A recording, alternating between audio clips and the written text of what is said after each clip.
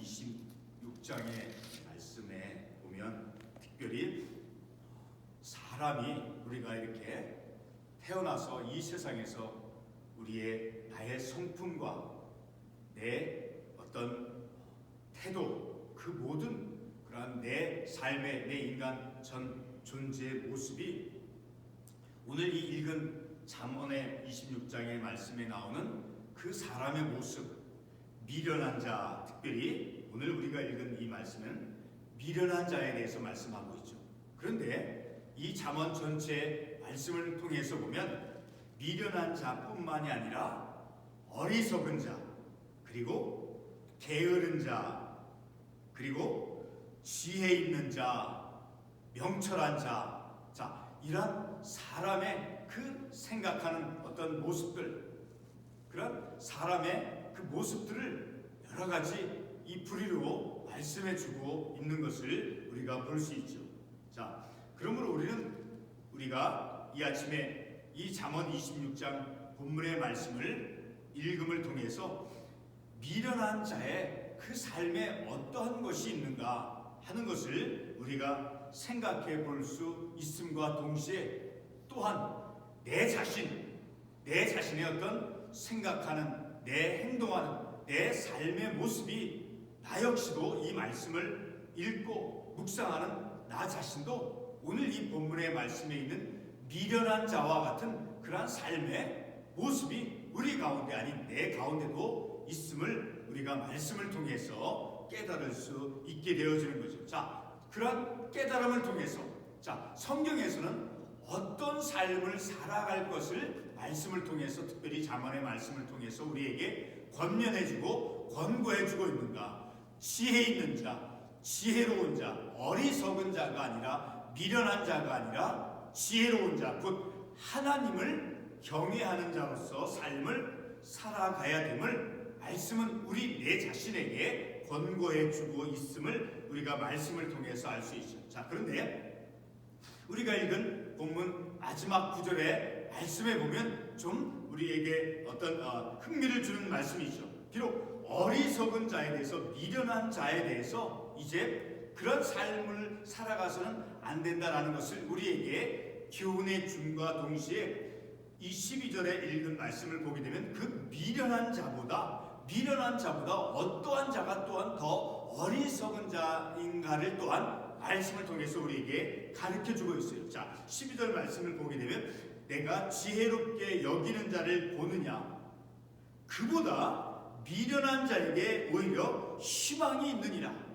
우리가 읽었던 1절에서부터 11절까지의 말씀에 보게 되면 특별히 11절에서 보면 미련한 자를 어떻게 묘사하고 있습니까? 개가 그 토한 것을 도로 먹는 것 같이, 개가 자기가 토한 것을 어리석게 다시 먹는 그런 모습, 그것과 같이 그 미련한 모습, 그 미련한 개와 같이 그 미련한 자는 바로 개가 토한 것을 다시 먹는 것과 같은 그런 미련한 것을 거듭하는 사람이 미련한 자다라는 거예요.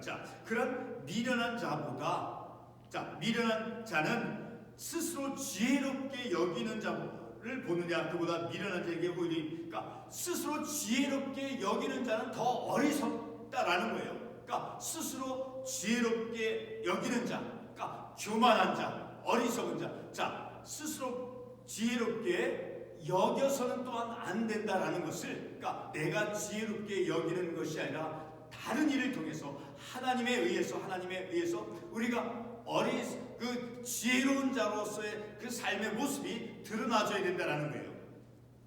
오늘 우리가 읽은 이 본문의 말씀을 통해서 특별히 말씀을 드렸지만, 특별히 잠언에는 지혜 있는 자, 그리고 어리석은 자, 게으른 자, 그리고 오늘 말씀에 나오는 미련한 자, 여러 그 사람의 그 삶의 태도, 삶의 방식, 삶의 태도의 모습에 대해서 말씀해 주고 있는데, 특별히 오늘 본문에는 미련한 자가 어떠한 삶의 모습인가를 우리에게 말씀해 주고 있죠. 20장 본문 첫 구절의 말씀을 보게 되면 미련한 자에는 영예가 적당하지 않다라는 거예요. 그 미련한 자의 삶에는 그 어떤 영광스러운 그런 어떤 지위나 그것이 주어지는 그것이 마치 어떠한 것과 같다라고 비유하고 있습니까? 여름에 눈 오는 것, 여름에 눈 오는 것을 우리가 상상할 수 있습니까? 적절하지 않죠. 적합하지 않지요. 자, 그리고 추수 때에 비 오는 것을 우리가 상상하지 않죠. 자, 그렇게 적절하지 않고 적합하지 않고 어울리지 않는다라는 거예요. 어리석은 자에게는 영예가 마땅하지 않다라는 거예요. 자, 그리고 2절 말씀에 보게 되면 까닭없는 저주는 참새가 떠도는 것과 제비가 날아가는 것 같이 이루어지지 아니하느니라. 자, 까닭없이 어떤 특별한 이유 없이 다른 사람에게 이제 나쁜 일이 일어나기를 바라는 것은 결코 일어나지 않는다라는 거예요. 그러니까 까닭없이 우리가 다른 사람에 대해서 나쁜 마음을 갖는, 나쁜 생각을 갖는 때가 참으로 많이 있음을 우리 내 자신이 더 잘 알죠. 자, 그러나 오늘 이 본문의 말씀은 그렇게 까닭없이 이제 다른 사람에게 나쁜 일이 일어나는 것을 바라는 것은 결코 일어나지 않는, 마치 하늘에 나는 그 새가 마치 어떤 사람에게 그 머리를 향해서 날아갈 것 같다라고 생각을 한다 할지라도 그 새가 내가 생각하는 그 대상에게 그 새가 그 머리 위에 앉는다라고 상상을 했을 때 그 사람 머리 위에 앉습니까? 결코 그렇지 않다라는 것이죠. 그러니까 내가 까닭없이, 우리 사람들이 까닭없이 나쁜 일, 어떤 사람을 향해서 나쁜 일이 일어나기를 바라는 그러한 태도, 그러한 생각을 하는 것, 그러한 마음을 품는 것은 결코 일어나지 않는다라는 것을 우리에게 말씀을 통해서 가르쳐주고 있습니다. 자, 그러므로 늘 우리는 이 말씀을 통해서, 이 이전의 말씀을 통해서 다른 사람의, 우리나라 말에 그런 말이죠. 사춘이 땅을 사면 배가 아프다. 자, 그런 말들을 통해서도 우리는 이런 성경적인 교훈을 우리가 받을 수 있는 거예요. 늘 우리는 우리의 삶을, 특별히 이런 잠언의 말씀을 통해서 다른 이들에게 축복하고 잘 되는 일을 이제 상상하고 그렇게 권면해 줄 수 있는 그런 우리들의 삶이 되어져야 됨을 우리는 말씀을 통해서 알 수 있는 것이죠. 자, 3절의 말씀을 보게 되면 말에게는 채찍이요 나귀에게는 재갈이요 미련한 자의 등에는 막대기다. 그러니까 미련한 자는 어떤 말로서 그 미련함이 이제 고쳐지는 것이기보다는 이렇게 막대기와 같이 어떤 채찍, 어떤 아픔을 통해서 이제 다루어질 수밖에 없다라는 것을 이 말씀을 통해서 말씀하고 있죠. 자, 4절 말씀을 계속해서 미련한 자의 어리석은 것을 따라 대답하지 말라. 두렵건대 너도 그와 같을까? 그러니까 미련한 사람과 이제 대화를 하거나 어떤 말을 할 때, 자, 그 어리석은 것을 따라 대답하지 말라라는 거예요. 마치 그 어리석은 자와 함께 대화를 할 때 그 사람도 상대도 어리석은 자와 같이 이제 그의 모습이 바뀔 수 있다라는 거예요. 그 어리석은 자가 말하는 방식대로 어리석음을 드러낼 수 있다라는 거예요. 자, 5절 말씀 계속해서 미련한 자에게는 그의 어리석음을 따라 대답하라. 두렵건대 그가 스스로 지혜롭게 여길까 하노라. 그러니까 그 미련한 자가, 우리가 예를 들어서 어떤 미련한 사람과 대화를 할 때 지혜롭게 말을 하면 그 사람이 마치 두렵건대 그가 스스로 지혜롭게, 어리석음이 있음에도 불구하고 그 자신의 어리석음을, 미련함을 알지 못한 채 착각을 한다라는 거예요.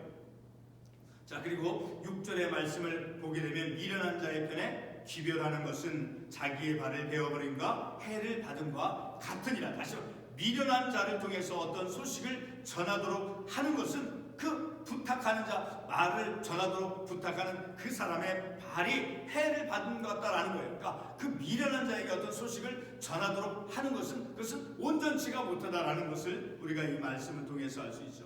7절의 말씀을 보면 저는 자의 다리는 힘이 없이 달렸나니, 그러니까 저는 다리를 가지고 있는 사람이 강하게 달려갈 수가 없죠. 자, 그와 같이 미련한 자의 입에 잠언도 그러하니라. 미련한 자가 아무리 좋은 말을 이제 가지고 있다 할지라도 힘이 없다라는 거예요. 발을 저는 자가 달려갈 때, 걸어갈 때 힘이 없음과 같이 그와 같다라는 거예요.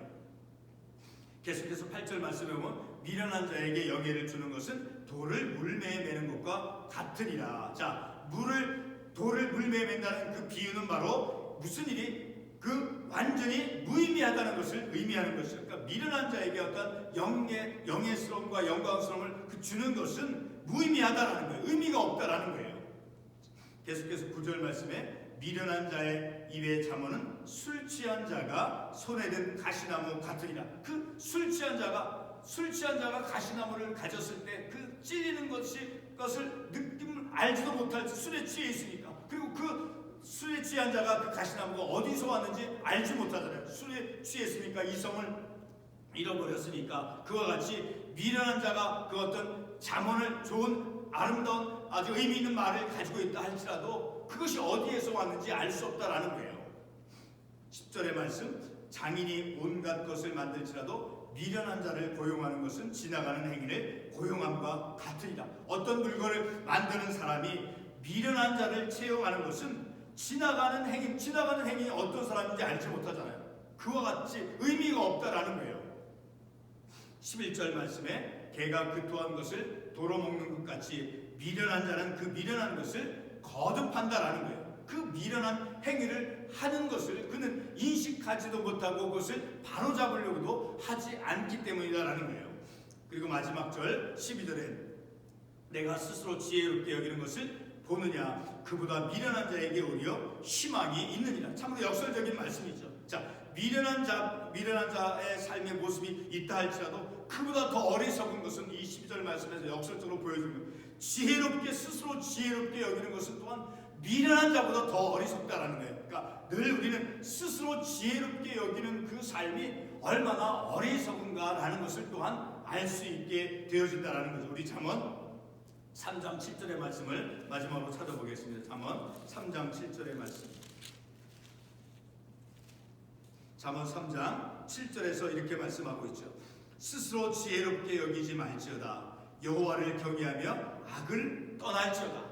스스로 지혜롭게 여기지 말라라는 거예요. 내가 스스로 어떤 것에 대해서, 그리고 우리가 지난주에도 말씀을 통해서 우리가 생각해 본 것이 있었지만, 어떤 사람이 이제 귀한 자리에 초청을 받았을 때 결코 겸손해야 된다는 것을 낮은 자리에 가서 이제 숭성스럽게 봉사하는 자, 그렇게 할 때 하나님께서 그 청한 자가 높임을 받도록 인도해 준다는 것을 우리가 말씀을 통해서 깨달은 바와 같이 스스로 지혜롭게 여기는 것은 미련한 자보다 더 어리석음을 우리가 말씀을 통해서 우리가 알 수 있다는 거죠. 우리가 오늘 이 잠언의 말씀을 통해서, 성경에서 특별히 잠언의 말씀에서 어리석은 자, 교만한 자, 그리고 지혜 없는 자, 그런 미련한 자, 그런 사람의 부류의 모습을 많이 우리에게 말씀해 주고 있죠. 때로는 내 자신도 이 본문의 말씀에 나온 그런 미련한 자와 같이 삶을 살아갔을 때가 있을 것이고,